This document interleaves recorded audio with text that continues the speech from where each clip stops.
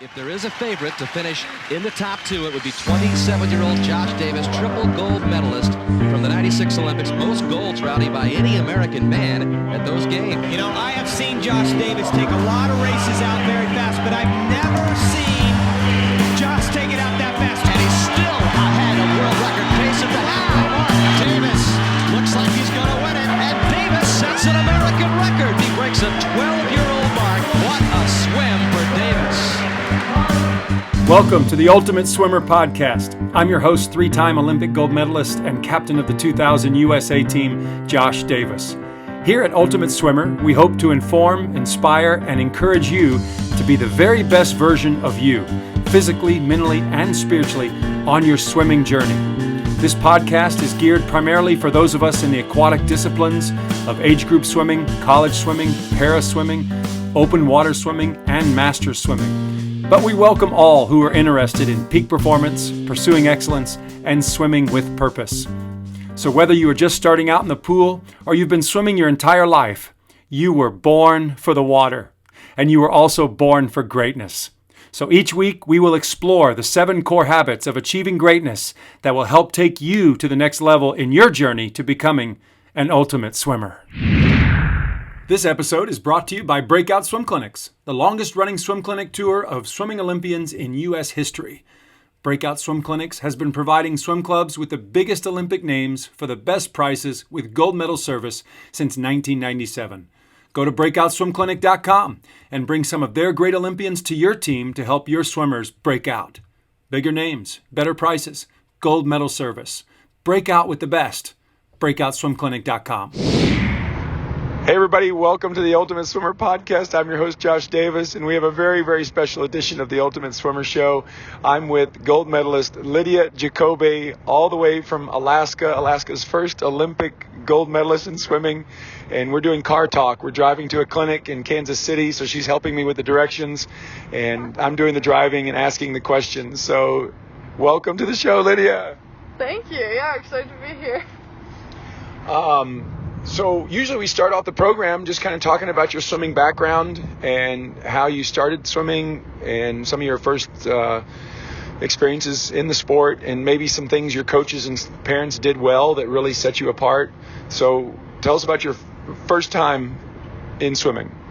Yeah, so I've been swimming my whole life. I was always in the water growing up. I joined club swimming when I was 6, I believe. A lot of my friends did it, and we live on our community's on the water, so it's important to be water safe and everything. So that's kind of how I got into it, and then I just kept doing it. Broke my first state record when I was 12, and that's kind of when I realized, like, oh, I'm kind of fast at this, like, I should keep doing it. So, yeah, it's been a big journey. So, what are some of the major sports in Alaska? Because you don't always think swimming in Alaska, but I've been there for a few clinics, and in the wintertime, it is kind of nice to be in a warm pool. So it probably is kind of an attractive sport for a lot of kids because it's not so cold. But tell us more about what other sports kids do in Alaska, and did you do any of them? Yeah, I played a lot of sports growing up, actually. I played soccer all through middle school, all the way through middle school. I played baseball. I did track. I did Little League basketball. I tried everything, but swimming was really my thing. It definitely isn't like the cool sport in Alaska. I'd say people kind of gravitate towards basketball. We have a lot of amazing skiers and lots of good winter sports up there, which makes sense.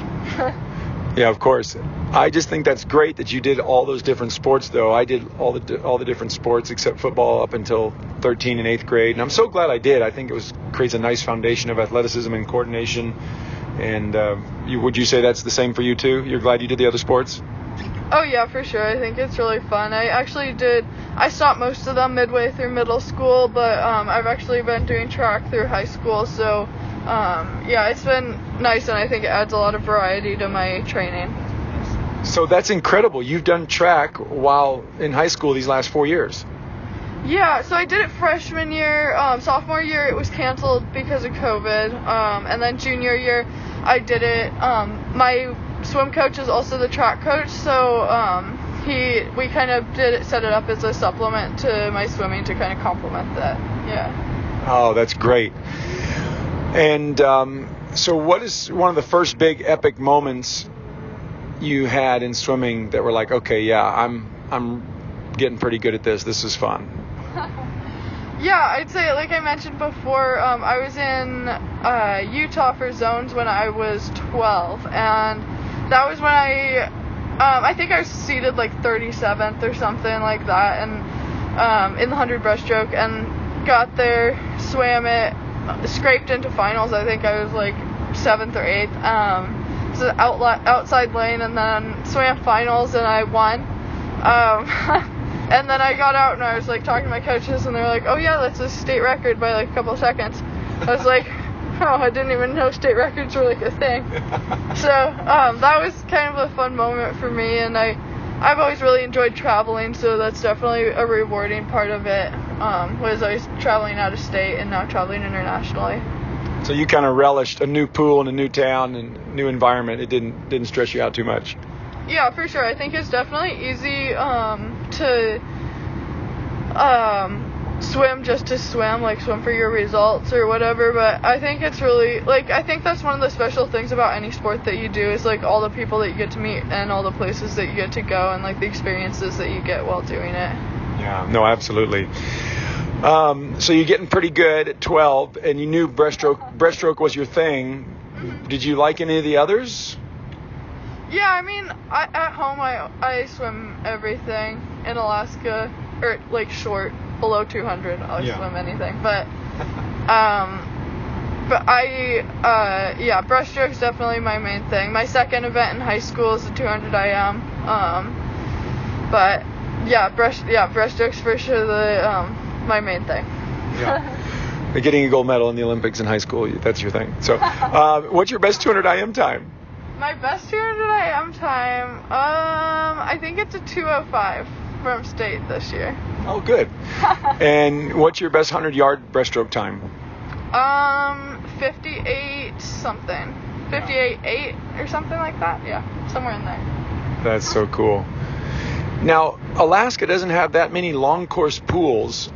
So how did you adjust so well to long course, being, I'm assuming, training mostly short course? Yeah, no, I've always trained short course. I mean, a lot of people would see that as a disadvantage, like not being able to train, not being able to get the stroke count, that sort of thing, but like, it's always been like that for me, and like, that's just how it is, and I don't really think it's a disadvantage. I mean, it'd be nice to train long course, and I think that once I start, it'll be a huge advantage for me, but as it is right now, like, I just get in and swim. I don't overthink it. It's just a pool like any other. Yeah. Ah, the beauty of the 18-year-old mind. There's no there's no extra worries. I love it. Well, what is one epic race you had in high school that wasn't breaststroke? What was something fun? Was it a relay? Was it an off event? Can you give us any other highlights other than breaststroke that you've had the last few years? Yeah, well, it was fun. Okay, also you're merging onto 435 South Topeka. Thank you. In like a mile. Got it. So freshman year state, I won my 100 breast, and I also won the 200 IM really unexpectedly. Like I was nowhere near like top of the pack in that, so it was like a kind of fun unexpected thing. And then obviously state was kind of messed up my sophomore and junior year, and then it's this exit here. North or south? This one. Are you sure? Yeah, I'm sure. Use the right lane to take the exit to Virgin Pike, Metro by South. Yep. Oh, nope, just kidding, I'm not sure. We'll do a Yui in a minute. We'll be fine. And then senior year, I came back and won the 200 IM again. So that was kind of a fun, like, bookends, freshman and senior. Bookends, yeah. That's fun. Yeah. Yeah, I didn't do the 200 IM till I got to Texas in college. Yeah. And Eddie said, hey, we're short an IM guy. Why don't you do the IM? And I really fell in love with it. And it's nice to mix up the training. Me being freestyle, you being breaststroke. It's good to work on all 4 strokes. Yeah, for sure. And what I teach kids at the swim clinics is like you really should always work on all 4 strokes because it's going to make you a better athlete and swimmer overall to have that balance. Yeah, it makes you more well-rounded and also kind of avoid burnout too, because it's definitely easy to burn out just training the same thing over and over. Yeah, and especially with breaststrokers, you kind of have to be careful because you can't do the whole thing breaststroke, and so IM is the next best thing to keep the balance. So tell us before we get to the Olympic stories, tell us about your recruiting process, ultimately deciding Texas, some of the other schools you looked at, and basically you made the decision pretty early. You verbally committed relatively early. So just kind of take us through that journey real quick. Yeah, well, recruiting's definitely, I think, changed a lot in recent years. It happens so early. Summer after my sophomore year, I started recruiting on like June 15th or whatever it is. That's right, June 15th, you're legal. June 15th, and then it just went really quickly. You know, schools were expecting an answer by like late August. I started getting like questions like, oh, have you narrowed it down to your top 3? Like, it just happened really fast. I wasn't really super ready for that, but honestly, the whole time I was recruiting, I think I really knew it was Texas. There were definitely lots of amazing schools out there and lots of amazing coaches, but yeah, I'm super happy with my decision. Great people, great place, so yeah, it'll be good. Well, obviously, being a fellow Texas Longhorn, we're so excited to have you part of the Longhorn swimming family, and we're so proud of you, and I think you're going to have a great time. I ended up training there 4 years with Eddie and the guys, and 10 more years with the USA team. So I was 14 years. I tied the record for the most years in that pool. And now Carol is doing such a great job with the women's team. And so I know you're going to have great memories there and do great things there. So we're excited for you. And so give us the recap. You actually finally took your official trip just this week, even though you've been verbally committed for a while and done the Olympics, and now it's like, oh, now I'll take my official trip with some friends. Yeah, no, it was definitely fun. Our whole class is already signed, so it's everybody that's like really gonna be there. So it was really fun, and I think, yeah, it's gonna be great. It's just good to get to know everybody and just hang out some more. Yeah. Now, taking this exit, and then you could get back on the highway. Okay, perfect. Did you? How many times have you swam in the Austin pool? Many people say that's their favorite pool, and. Yeah, this was my first week swimming there. I got there a couple days early for my official with my dad, and I practiced with the Longhorn Aquatics Club. So that was my first time in the pool, was this week. Wow. And it feels good, doesn't it? It's a great pool. Yeah, it's amazing. I swam, I think, twice in the indoor pool, and then I swam once in that new outdoor pool, so they're both super nice. I have not swam in the outdoor pool yet, and I can't wait to. It looks so nice. Yeah. I think that officially sets it apart as one of the greatest swim centers in the world with that new outdoor pool and that option. So let's just go to the Olympic trials, and you make the trial cut, and you're like, okay. What were you thinking mentally? You're like, okay, I kind of have a shot, and take us through some of the markers of leading up to the resetting of the trials, prelims, semifinals, and finals of the trials. Can you take us through that journey real fast?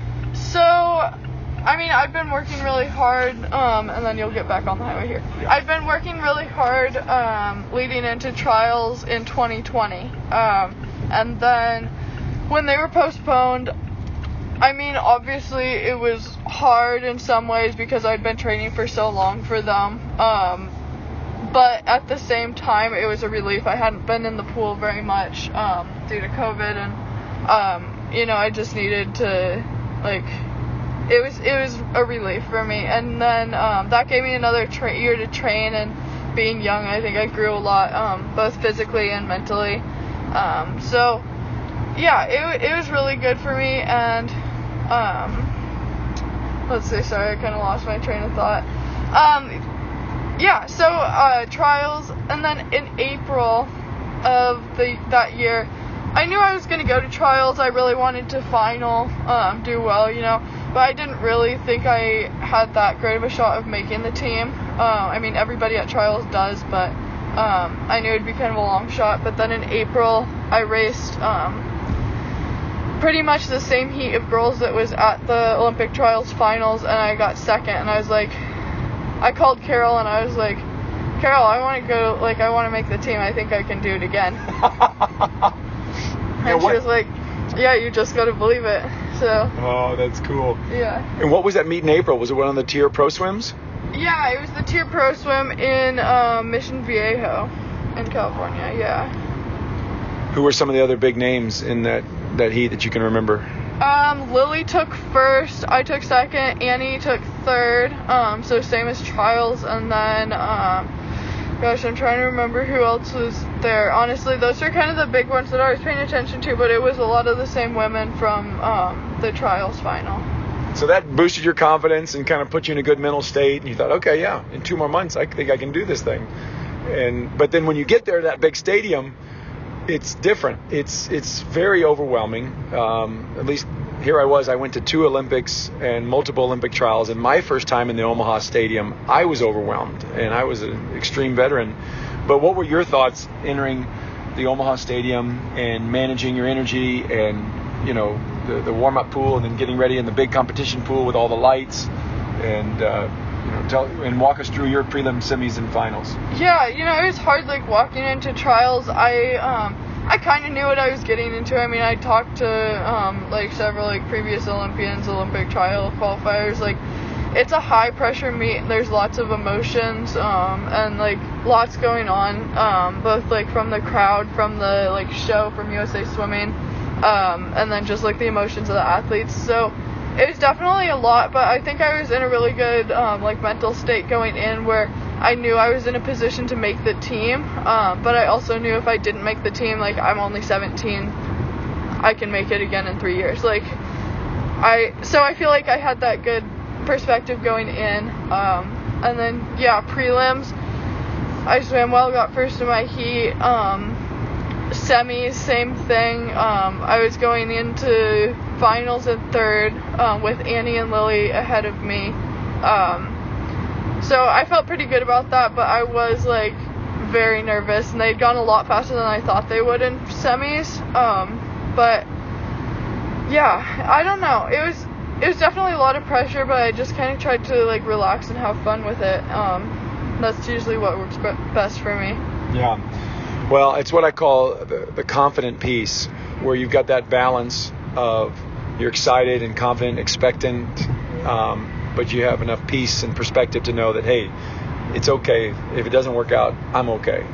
And that gets harder as you get older. We've interviewed a lot of the Olympians that talk about on their second and third and sometimes fourth Olympics, the managing the pressures and the expectations sometimes get trickier, and you kind of go in waves of when you got that balance and it's perfect, and you're kind of young and blissful and confident peace, and then you have dips where it comes and goes. And a great story was Dana Vollmer, how great Olympics when she was 16, missed the next one, and then killed the third one, the third try, and got the gold in the world record. So yeah. So there's, just like any career, there's going to be lots of dips, but it certainly is nice to nail the mountaintops when it counts the most, and that's what you did. You got on the team in finals.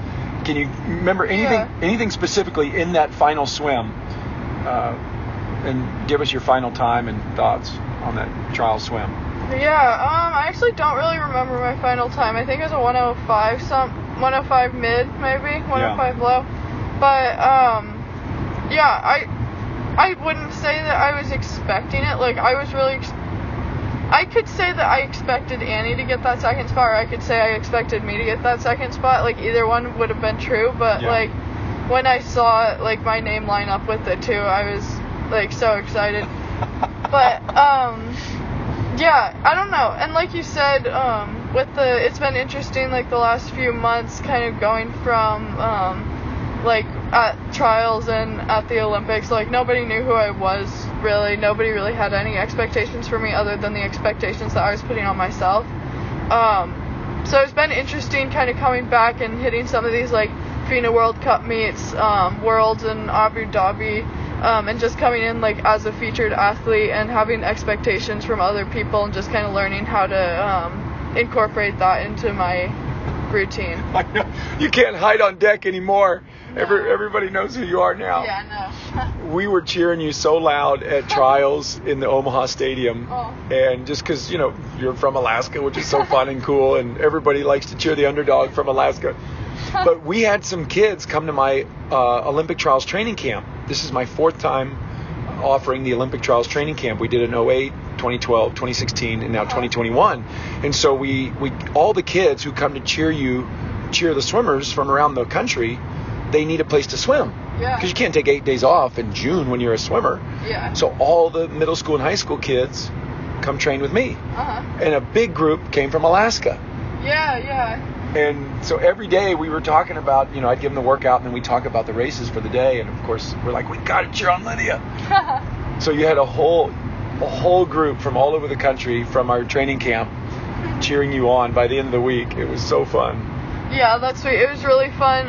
There was a lot of people from Alaska that came to watch. I think our LSC is really close, which I don't think you see with many others, just because we're so small, so we all get to know each other really well. So yeah, it's been so cool to see how much support there is from all around the state. Yeah, I love that y'all's LSC's like a family like that. I think that's the way it's supposed to be. For sure, yeah. So you qualify and all the hoop and fun stuff of announcing the team at trials, and you're signing autographs, and you're making so many kids happy, and now you're an inspiration to so many kids, and you go to the training camp, and it seemed like a lovely training camp, a great spot in Hawaii, which I'm kind of jealous of, and then go get settled in the village in Tokyo. So any fun stories or any super cool things about the training camp in between the trials and games? Yeah, I absolutely love training camp. It was super fun just to, I think a lot of people have kind of said to me, like, oh, it's such a bummer that, like, COVID was going on, so, like, you guys didn't get the full Olympic experience. But honestly, I think that our Olympic experience was, like, extra special because of how close the team was. We weren't really allowed to do stuff, like, outside of, like, our team group. So we just got really close as, like, Team USA. So that was really fun. We'd go to the beach between practice or go get shave ice or whatever. It was just a great time and really inspiring to train with all those like amazing athletes that I'd grown up watching.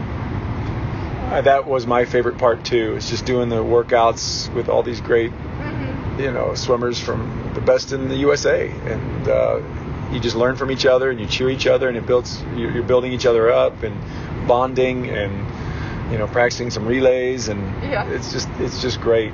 We played a lot of cards back when I was on the team because we didn't have smartphones back then. We had no cell phones back then, so we were kind of stuck with cards and board games and VHS movies. Do you know what a VCR is? Okay. We played lots of card games and like random games with the whole team, so that was really fun. Yeah. So who were some of your best buds in your rooms and that you would hang out with?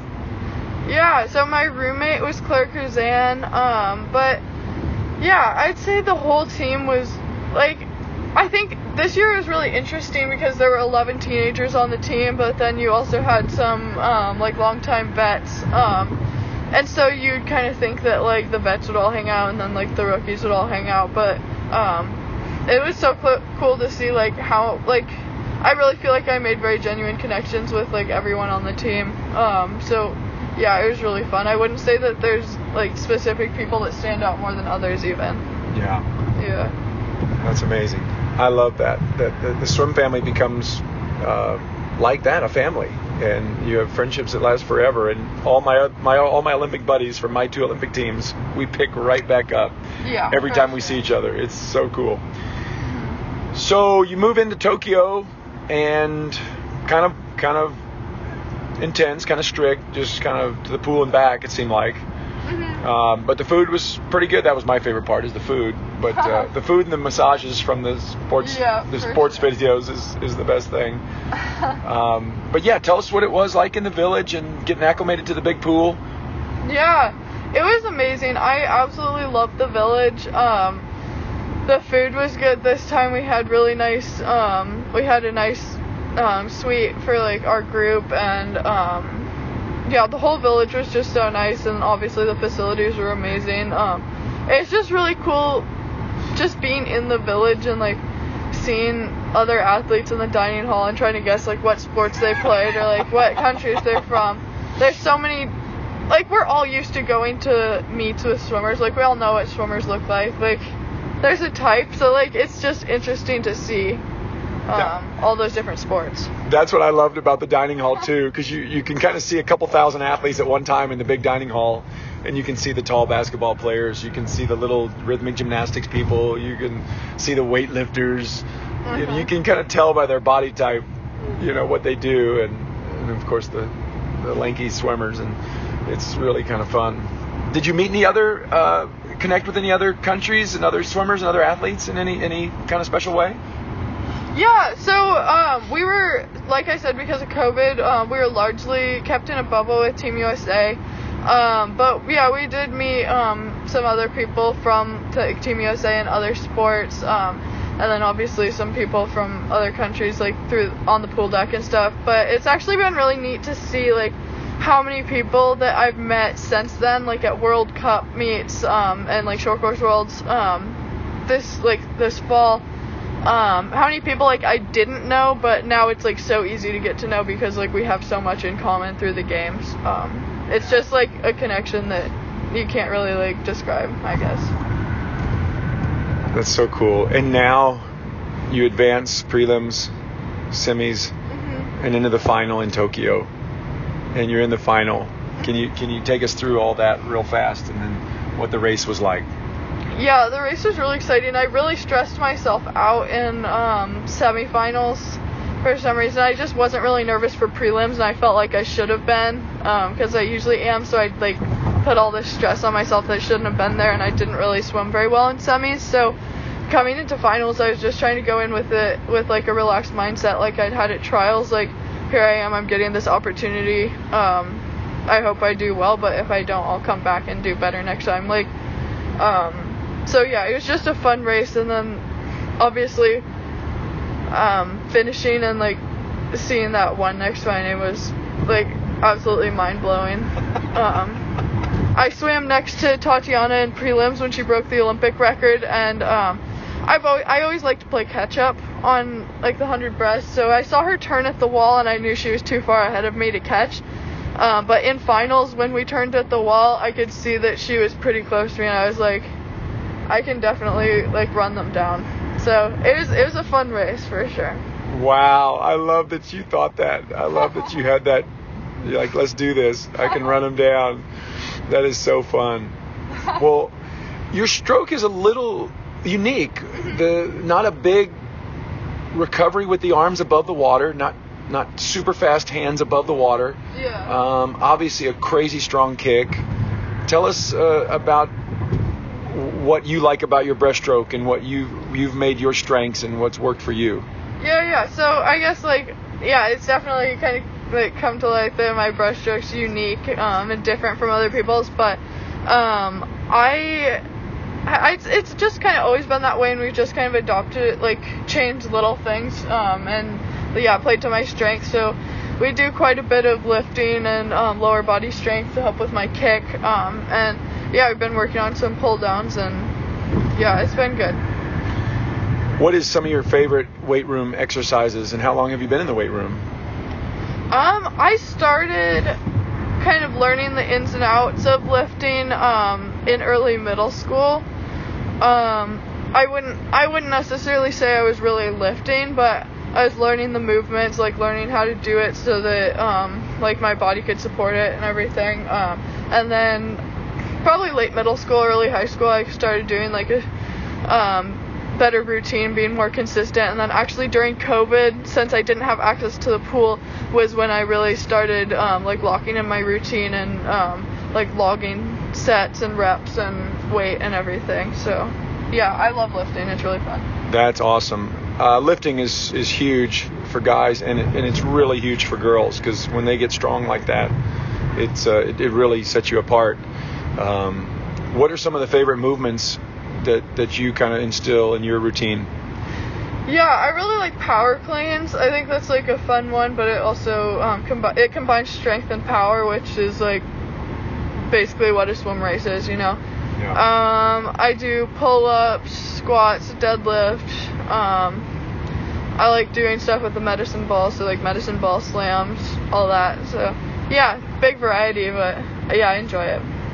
Does your swim coach help lead that, since he has a track background, or do you have a strength trainer that helps with that technique? Yeah, actually, my swim coach, Solomon D'Amico, kind of started out more as my weight coach, and has kind of moved into doing more of it, but yeah, he has a big background in lifting and everything, so yeah, he's led me through that. Oh, that's great. It's so nice when you can get the technique right and the movements right and the muscle memory right and build on that year after year after year. So in reality, you've been kind of lifting for a while. Yeah. And not unlike someone who's towards the end of their college career that's been lifting for a while, but you got to start on it early, and that really, really paid off. Mm-hmm. And then I love how you took advantage of the COVID year, not having pool. You just went nuts in the weight room, and that worked out really, really well. Overcoming the adversity of the Corona year, where you didn't have access to a pool and your routine was upended, what were some of the things you did mentally to stay positive?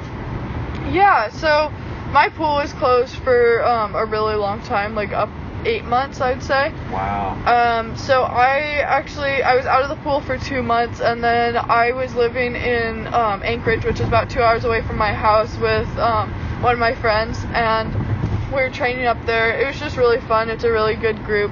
We'd hang out with the swim group in and out of the pool, hiking and doing like lake days and stuff. So yeah, it was just a really positive environment, both for training and not training. So yeah, so you stayed positive. You were able to change it up, live with a host family and train in Anchorage, where there was a more consistent pool time, and made the best of it. Yeah, we had a little apartment up there, so yeah, it worked out well. Oh, that's amazing. Then when things got back to normal, you just resumed training in Seward, and then got ready for the Olympic summer? Yeah, I did. I kept going back and forth between Anchorage and Seward all the school year, and then hit trials, and then gone the whole summer, and then I've been I haven't been super consistent in my training, honestly, this fall, but I have been in the pool. I've been in the pool consistently, but we haven't gotten quite a routine down. So after this kind of holiday break, I'm gonna get back in and get a little more disciplined going into the spring. When you win the gold in the Olympics, you're allowed a few months to enjoy it. But yeah, so you got to relax, spend time with family, do a little World Cup, travel around a little bit. What are some of the other places you've been able to visit besides the World Cup in the Middle East and just recently Austin, Texas? Anywhere else? Yeah, I've been all over. After the games, I went home for a bit, and then I was in, I left again for World Cup. I was in Berlin and Budapest, and then I went to visit some cousins in the UK, and then I my mom and I drove my new car from Denver all the way to Seattle to put it on a barge, so we did a little road trip there. Then I was in Abu Dhabi. I went to Denver over Christmas to visit family. I was in Austin for a while, did my official visit, and now I'm here.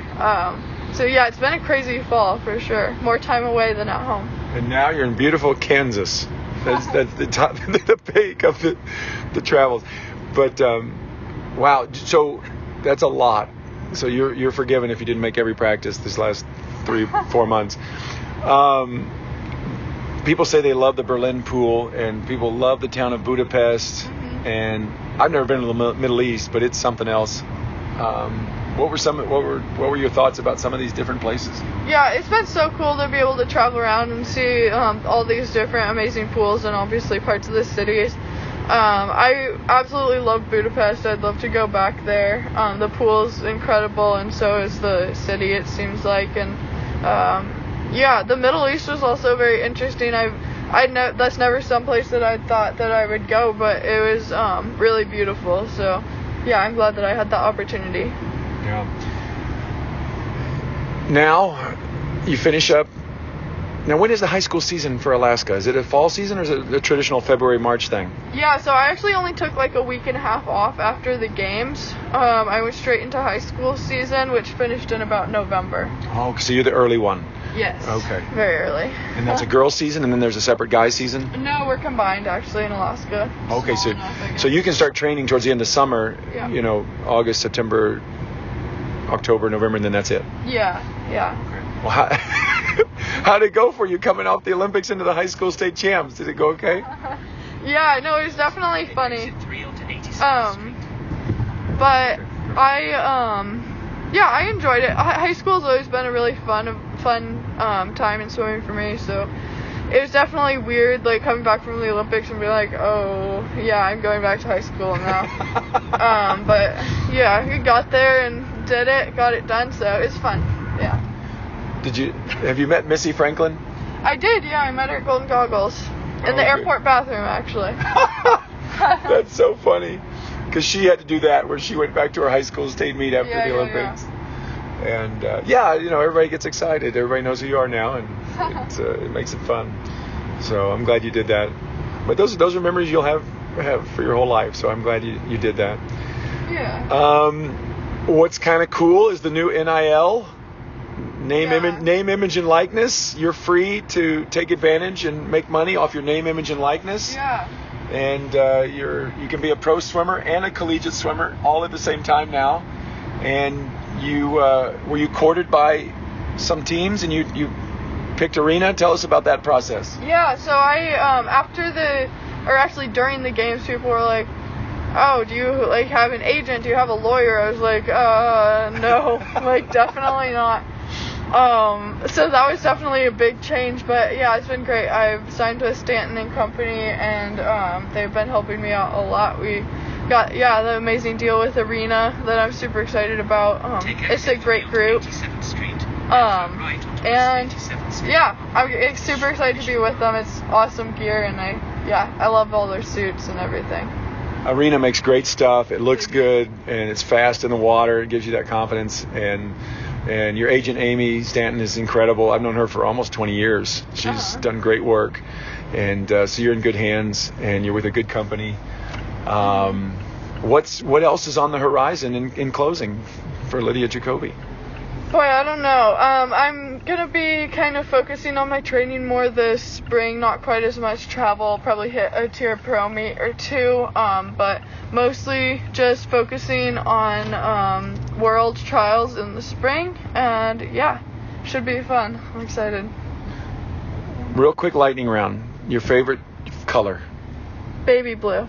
Ooh, nice. Favorite food? Ooh, probably bread and butter. Wow. Favorite dessert? Chocolate. Favorite pool you've ever raced in? Oh, that's a hard one. Maybe the Olympic pool, I guess. Maybe. Yeah, that would be understandable. Favorite breaststroke drill? Favorite breaststroke drill. I actually learned this one at Olympic training camp, where you do kind of like dolphin kick skull into fast breaststroke arms. So that's been a good one for me recently. Did someone in particular teach you that? Yeah, Terry McKeever taught me that one. Oh, that's cool. Yeah. And let's see. Well, I think that's it. Okay. We're here at our hotel, and we're right across the street from the pool where the clinic is tomorrow, and we're going to get to work with the kids, and they're so excited to meet you, and I can't thank you enough for being on our podcast and telling us your stories and sharing with us Maybe any last little tips you have for other high school swimmers out there and trying to reach their goals? Yeah, I'd say just have fun with it. I mean, nothing's really worth doing it if you're not having fun. So yeah, like keep it light, enjoy the time that you have with your friends and your team, and yeah, keep swimming fast. Awesome. Thanks, Lydia. Good luck this year. Go Longhorns. Coco. Thank you for joining us on this Ultimate Swimmer podcast. We hope you enjoyed hearing from these Olympians and life champions and how certain habits and decisions help them on their journey, and they can help you too. If there is an Ultimate Swimmer from your team that you would like to nominate that we can recognize on our show, just email me at josh@joshdavis.com. That's josh@joshdavis.com. And tell us about how your Ultimate Swimmer is making a difference in your swimming community. And that's the goal, to make a difference and swim with purpose. Not only are you getting better, but you're helping those around you get better too. When you realize you were born for the water, born for greatness, and born to serve others, you are on your way to becoming an Ultimate Swimmer. I'm Josh Davis. Until next time, keep streamlining and keep smiling. See you around the pool soon.